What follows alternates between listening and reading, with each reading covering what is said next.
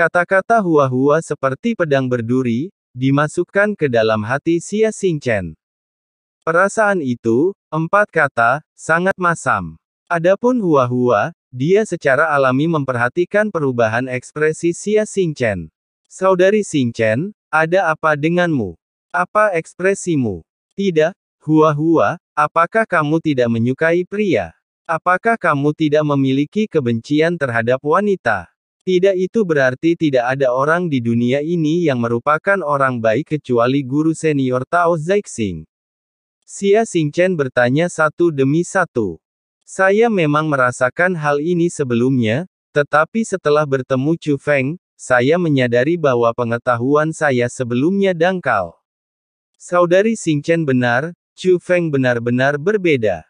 Ketika Hua-Hua berbicara, dia tersenyum pada Xia Xingchen pujian. Kamu gadis, Chu Feng adalah putra Jie Ranxing. Jika saya harus mengatakannya, dia satu generasi lebih muda dari kita. Bukankah kamu seperti sapi tua yang memakan rumput muda? Tetapi saudari, bukankah kamu baru saja mengatakan bahwa karena tidak ada seorang pun di antara teman-temanmu, kamu boleh pergi? Oh, saudari Xingchen belum selesai berbicara, tapi kurasa apa yang ingin kamu katakan adalah kamu boleh pergi ke sana. Haruskah aku mencari seseorang yang lebih muda? Kalau begitu, jika aku adalah sapi tua yang memakan rumput muda, maka adikku juga akan melakukannya, kata Hua-Hua sambil tersenyum nakal. Kamu, bagaimana kamu tahu aku akan mengatakan itu? Xia Xingchen bertanya. Saya tidak hanya tahu apa yang ingin Anda katakan, saya juga tahu bahwa saudara perempuan saya sudah memiliki seseorang yang dia sukai. Dan orang yang saya sukai adalah kata Chu Feng. Mendengar ini, wajah Xia Xingchen tiba-tiba memerah. Lihat, wajahmu merah. Apakah kamu berani mengatakan bahwa apa yang aku katakan salah? Hua-Hua mendekat. Saat ini, Xia Xingchen sedikit ragu-ragu, tetapi akhirnya berkata, "Nak, bagaimana kamu melihatnya? Bukankah sulit untuk melihatnya? Semua orang bisa melihatnya, kan? Apapun kepada pria manapun. Saya tidak pernah begitu tertarik pada Chu Feng," kata Hua-Hua. Melihat Hua-Hua mengatakan ini, pipi halus Xia Xingchen mekar dengan senyuman cerah lagi, dan dia memeluk Hua-Hua. Haha, jadi kamu bilang kamu suka Chu Feng sengaja menakutiku. Kamu bagaimana gadis ini bisa menjadi pembelajar yang buruk?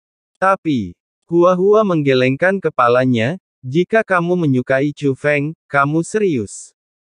Ah!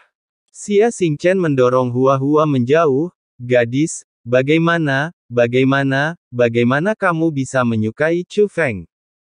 Karena dia juga menyelamatkanku. Dia memberikan hidupku. Apa yang terjadi dengan aku mengorbankan diriku sendiri? Kata Hua-Hua. Kalimat ini membuat Xia Xingchen terdiam. Proses dia dan Hua-Hua jatuh cinta pada Chu Feng memang sangat mirip. Jika harus mengatakannya, dialah yang paling memahami Hua-Hua. Apakah kita bersaudara akan menjadi saingan cinta? Kata Xia Xingchen. Mengapa kita harus menjadi saingan cinta? Kita bisa terus menjadi saudara perempuan. Kamu harus menjadi yang lebih tua dan aku harus menjadi yang lebih muda. Hua-Hua tersenyum. Mendengar apa yang dikatakan Hua-Hua, Xia Xingchen, yang melankolis dan serius, tidak bisa menahan senyum. Apakah ini baik-baik saja? Ada apa? Apakah kita masih saling cemburu dalam hubungan kita? Kata Hua-Hua. Kalau begitu aku tidak akan iri padamu. Xia Xingchen tidak yakin. Tentu saja aku juga tidak akan melakukannya. Hua-Hua berkata.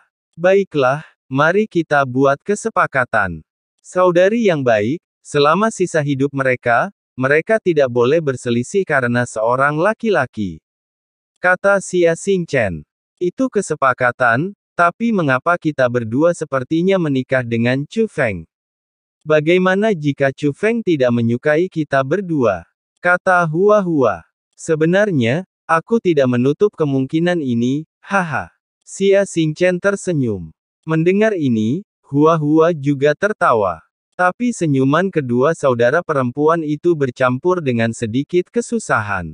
Biasanya, saudara perempuan ini akan sangat percaya diri. Berapa banyak pria yang mendambakan mereka, tetapi mereka mengabaikannya. Tidak ada yang peduli terutama Xia Xingchen, yang lebih sering menyembunyikan wajahnya daripada Hua-Hua. Dia berjalan di dunia seni bela diri yang luas dengan integritas. Dia diakui sebagai seorang jenius kecantikan. Belum lagi orang-orang di luar, begitu banyak orang di Sekte Abadi Changqiong yang jatuh cinta padanya. Bahkan pemimpin Sekte Abadi Changqiong, makhluk dengan kekuatan dan kekuatan yang luar biasa, menyukainya. Tapi dia menolak. Dia selalu sangat percaya diri saat menghadapi pria.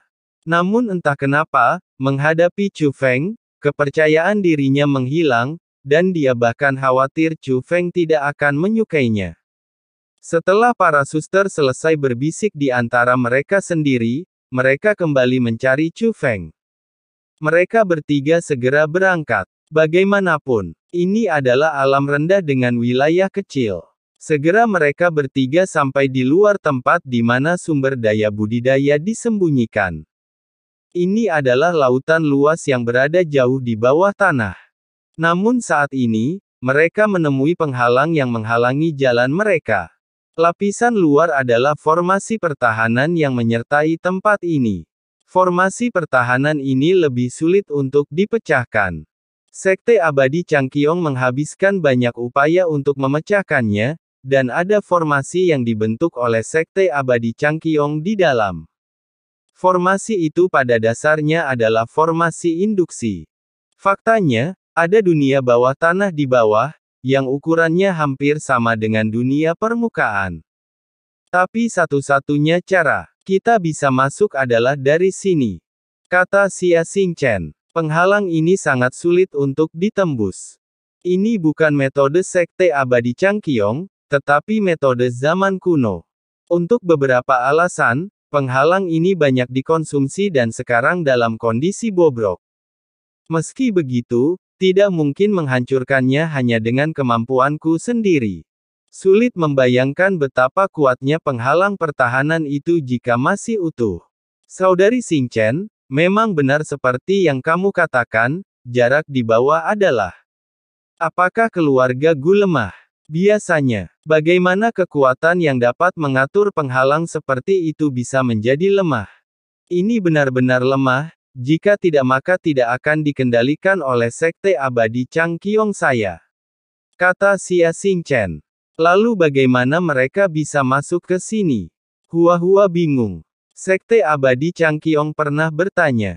Mereka mengatakan bahwa menurut catatan nenek moyang mereka, pada zaman dahulu nenek moyang mereka menggunakan harta untuk memasuki tempat ini. Tempat ini tidak dibangun oleh mereka. Sekte Abadi Changqiong juga telah mencari. Mereka memang sangat miskin dan tidak memiliki dasar yang dalam. Mereka tidak terlihat seperti keluarga yang pernah berkuasa, kata Xia Xingchen. Setelah menghilangkan keraguannya, Hua-Hua memandang Chu Feng. Bagaimana, Chu Feng, bisakah kamu memecahkannya? Meskipun dialah yang harus berkontribusi, bisa atau tidaknya menerobos tergantung pada Chu Feng. Adapun Chu Feng, dia mulai mengamati dengan cermat setelah sampai di sini. Buku rahasia dasar bisa menangani banyak formasi.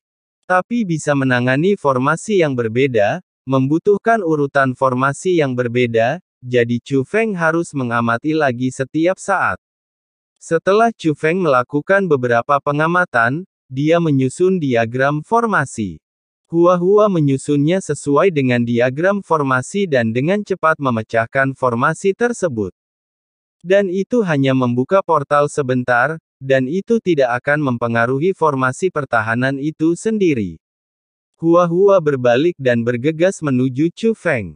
Dia tidak hanya bergegas ke pelukan Chu Feng, dia memeluk Chu Feng dengan erat, dia bahkan menciumnya. Di wajah Feng, dia berkata sambil tersenyum, Chu Feng luar biasa, dapat diandalkan seperti biasanya. Melihat adegan ini, Xia Xingchen, yang berdiri di samping, tidak hanya tercengang, tetapi juga merasa sedih. Dia mengatakan dia tidak akan cemburu, dan alasannya mengatakan kepadanya untuk tidak cemburu, tetapi dia tidak bisa mengendalikannya. Bahkan pada saat ini, dia tidak bisa menahannya. Dia mengutuk, "Hua-hua, kamu sangat tidak tahu malu. Tidak apa-apa untuk memulai, mengapa kamu masih berbicara?"